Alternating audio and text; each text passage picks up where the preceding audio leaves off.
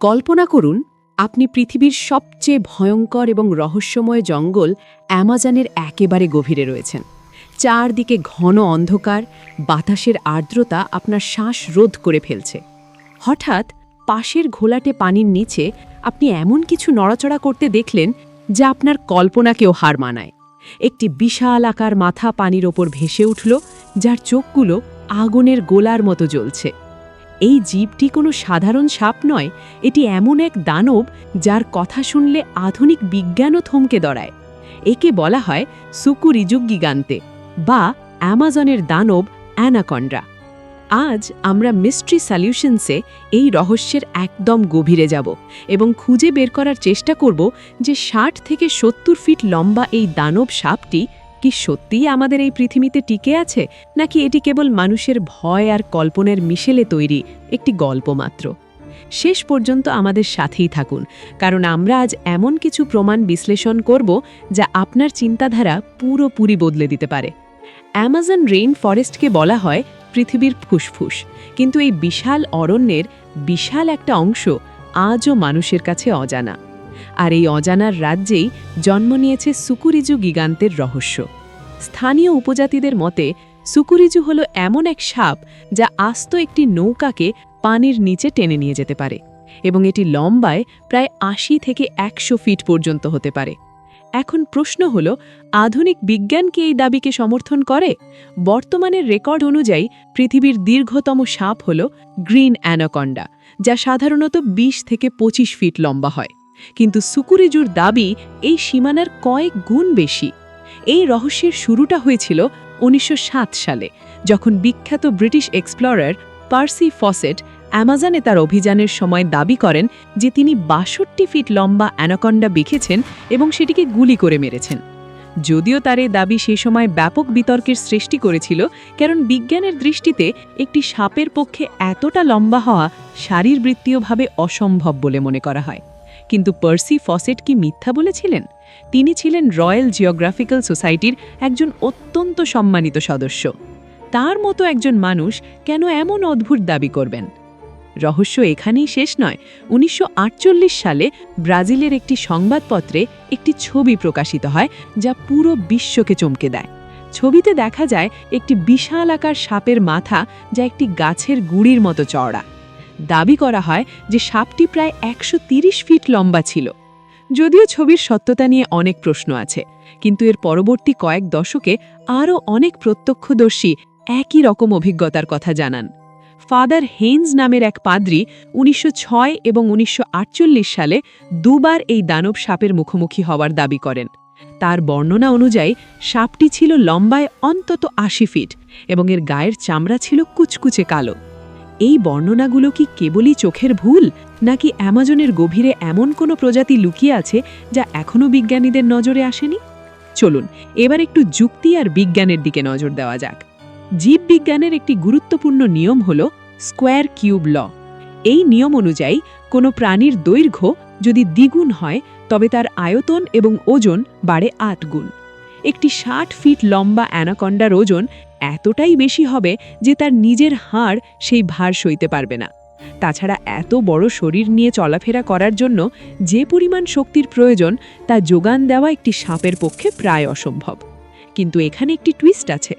সাপের হাড়ের গঠন স্তন্যকায়ী প্রাণীদের চেয়ে আলাদা, আর যেহেতু অ্যানাকন্ডা মূলত পানিতে বাস করে, তাই পানির প্লবতা বা বুয়েন্সি তার ওজনকে অনেকটাই হালকা করে দেয়।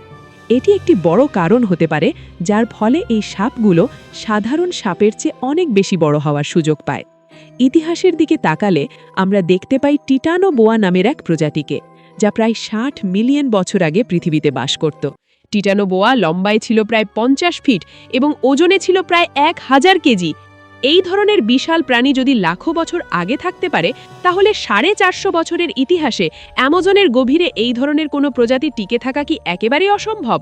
এখন প্রশ্ন আসতে পারে, যদি সুকুরিজু সত্যিই থেকে থাকে, তবে আমরা কেন তার কোনো কংক্রিট প্রমাণ বা কঙ্কাল পাচ্ছি না?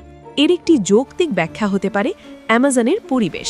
অ্যামাজনের মাটি অত্যন্ত অম্লীয় বা অ্যাসিডিক, এবং এখানকার আর্দ্রতা এত বেশি যে কোনো মৃত প্রাণীর দেহাবশেষ বা হাড় খুব দ্রুত পচে মাটির সাথে মিশে যায়।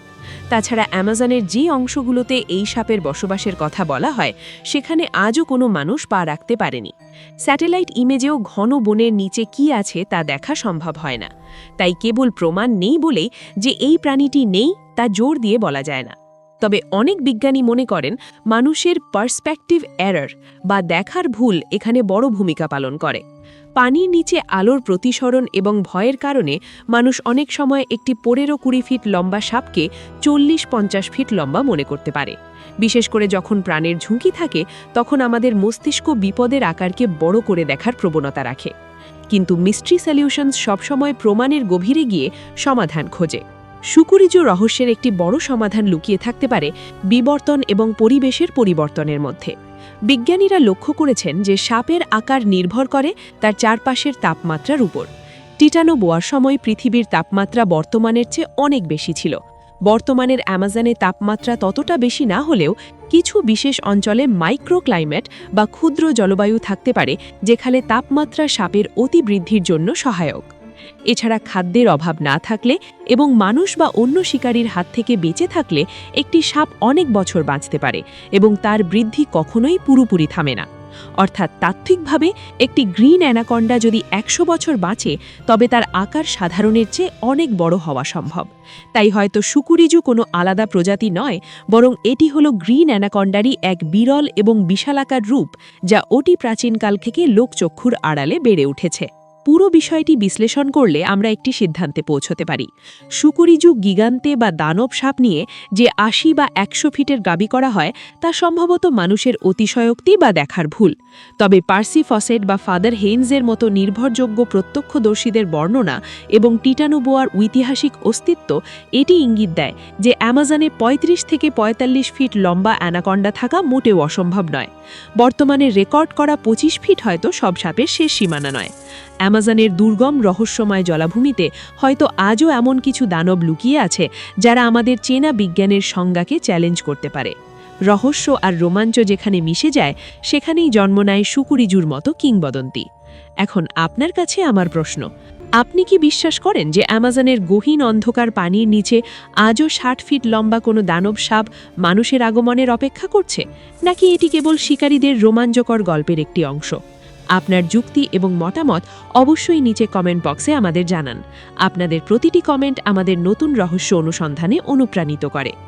যদি এই ভিডিওটি আপনার ভালো লেগে থাকে এবং আপনি এমনই অজানা রহস্যের যৌক্তিক সমাধান পেতে চান তবে আমাদের মিস্ট্রি সলিউশনস চ্যানেলটি সাবস্ক্রাইব করে বেল আইকনটি চেপে রাখুন। আজ এখানেই শেষ করছি। দেখা হবে পরের ভিডিওতে এমন কোনো নতুন রহস্য নিয়ে যা আপনার রাতের ঘুম উড়িয়ে দিতে পারে। ততক্ষণ ভালো থাকুন, সচেতন থাকুন এবং রহস্যের খোঁজে আমাদের সাথেই থাকুন। ধন্যবাদ।